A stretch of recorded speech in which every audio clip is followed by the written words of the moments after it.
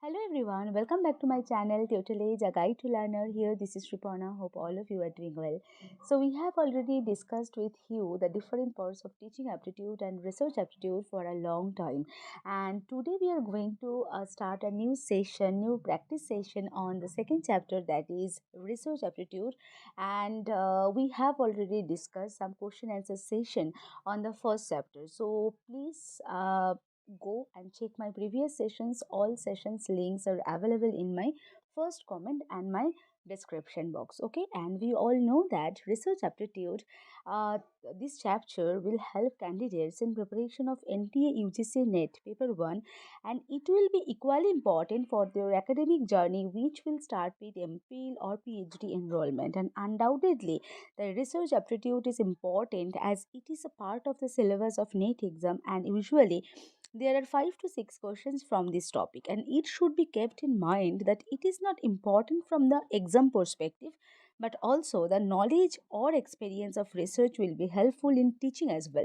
So it will help teachers in staying up to date with the latest developments in their subject. So that's why this chapter is one of the most important uh, chapter of UGC Net. Okay, so now move on to the next slide. But before going to the next slide, if you have any doubts, please check my previous sessions, and please feel free to ask any questions in my comment section. I will reply you, and let's begin the session. So here we can see the very first question, that is in a research, data on school enrollment, sex ratio, number of schools, income of parents, and employment status of parents have been studied. Such a study involves the use of time series data, cross-sectional data, panel data, and census. And all we all know that there are four options. So the option number B, that is cross-sectional data, is the correct answer. So what do you mean by a cross-sectional data? So cross-sectional data is a data of a single time period for a different variables. Okay, so and time series data. So time series data is basically a data of a single variable over a period of a time, and cross-sectional data is data of a single time period for a different variables. That is the difference between cross-sectional data and the time series data. And we have data on school enrollment, sex ratio, number of schools. So we have data of a single time period for a different variables. Okay, because female and male both are included in the sex ratio. Okay, so option number B, that is cross sectional data, is the correct answer. So now move on to the second question. Which of the following research leads to development of new theories or concept? So there are four options: fundamental research, applied research, action research, and experimental research. So obviously fundamental research helps development of new theories or concepts. So that's why option number A is the correct answer. And now move on to the next question.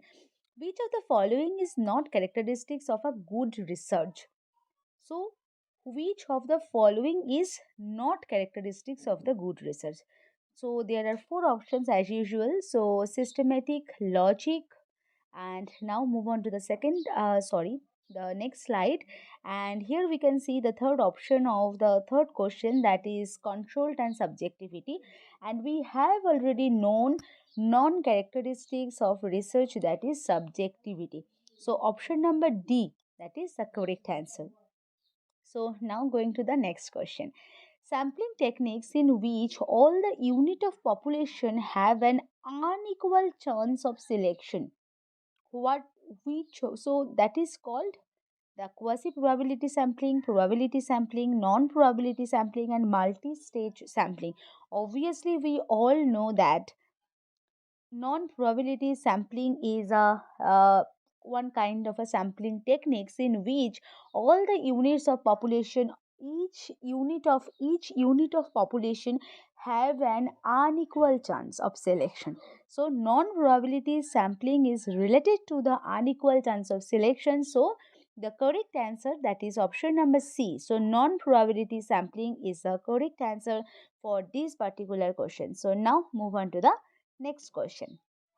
So learner, here we can see the fifth question, that is objectivity in research implies. So we all know that there are four options: exact, judgment of truth. The second option is findings consistent with reality, and the third option is inter-research argument, and the fourth option methodological sophistication.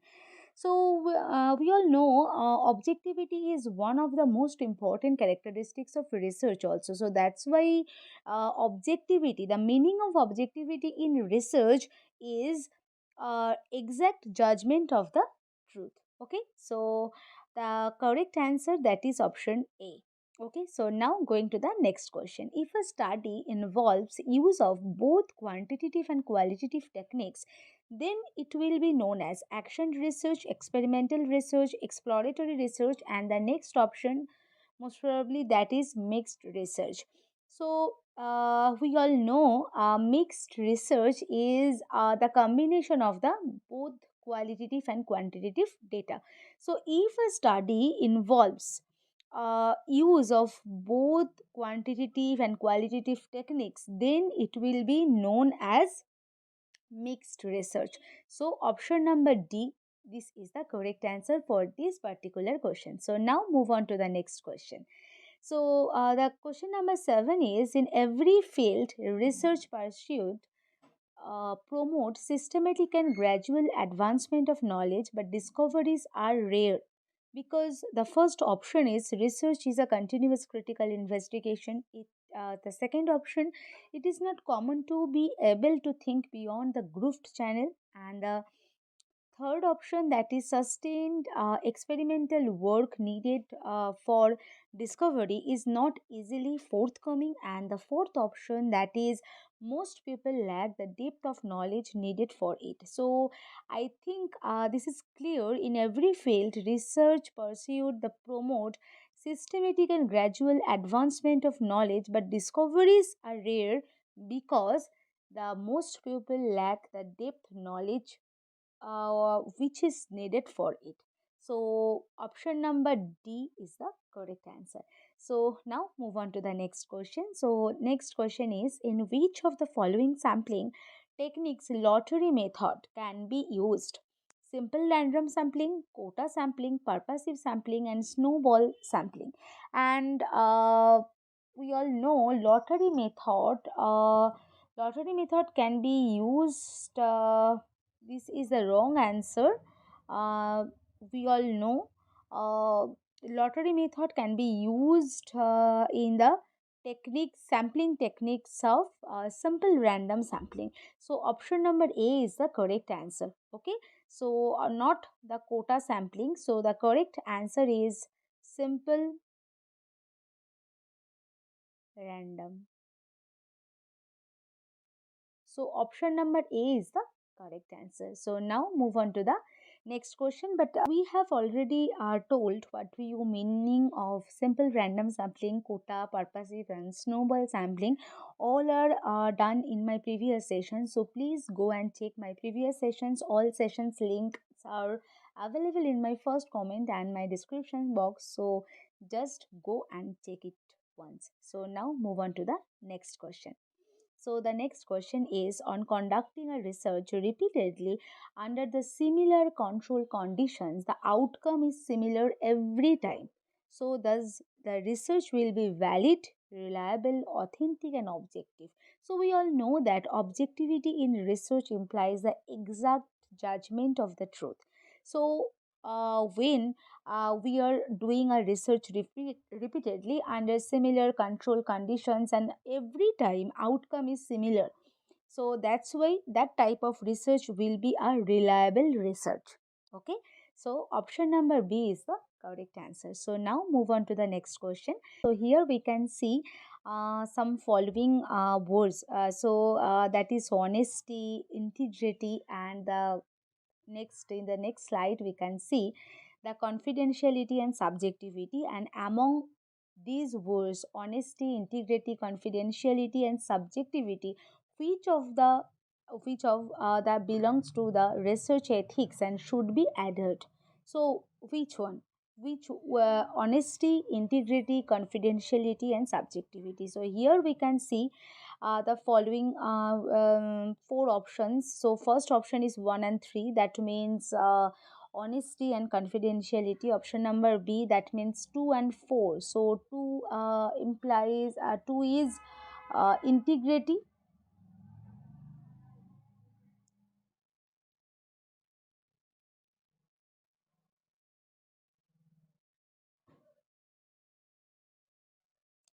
So here we can see the next question. Consider the following. So first option, that is honesty, and the second one is integrity. And now going to the next slide, and here we can see the confidentiality and subjectivity. So learner, so among these words, honesty, integrity, confidentiality, and subjectivity, which one belongs to the research ethics and which should be adhered? So there are four options as usual. So the first option is 1 and 3. So that means honesty and confidentiality. The second option, that is 2 and 4. So that means I think integrity. Okay, so 2 and 4. So integrity and subjectivity. And the option number C is 1, 2, and 3. So honesty, integrity, and confidentiality. And the fourth option, that is 1, 2, 3, and 4. So all of the above. So that means integrity, honesty, confidentiality, and subjectivity. Okay, so subjectivity is not related to the research ethics. So honesty, integrity, confidentiality, all are related to the research ethics. So that's why option number C is the correct answer. So option 1, 2, and 3. So honesty, integrity, and confidentiality belong to the research ethics, and these should be adhered. Okay, so now move on to the next question. Which of the following statements is not correct? So that means which statement is incorrect. So a researcher is expected to be a well-read person. So now move on to the next option. So the next option, that is one research gives the birth to another research. The next option, all researchers contribute to existing knowledge. And the fourth option, that is a good researcher is a nice person. So uh, our question is which statement is non-correct? That so I think all research. So one research always gives birth to another research, and this is correct statement. A researcher is expected to be a well-read person. It is also a very good statement. It is also a correct statement. And now going to the third option, all researchers contribute to existing knowledge. This is also a good statement or a correct statement. But a good researcher is a nice person, which is not related to the research. So nice person, it is basically indicates the nature of the person. So nature doesn't depends on the research. So individual's nature uh, doesn't depends the of his work. So that's why the option number D, a good researcher is a nice person, is a non-correct statement, and which is not related to the research aptitude also. So now move on to the last question for this session. So which of the following is or are source of a primary data? So here we can see the four options as usual. The first option is observation. The second option is journals. The so, the second option is interview and survey, and the third option is journals, and the fourth option, that is both A and B, that means observation and journals. And we all know that the primary data. So which is the source of primary data? So observation and observation, interview, and survey. So these are the source of primary data, and we have already told what do you mean by a primary data and what are the sources of primary data in my previous session. So if you have any problems, so please go and check it once. I think this will be a really grateful session to everyone. Okay, so learner, we are done for the today's session. I hope this session will be a very useful to you. If you like my session, do not forget to like, share, comment, and please do some support and subscribe my channel for getting more useful sessions. And please press the bell icon button for getting notification from my side. I will come again with a new session. Till then, stay tuned. Happy learning. Thank you.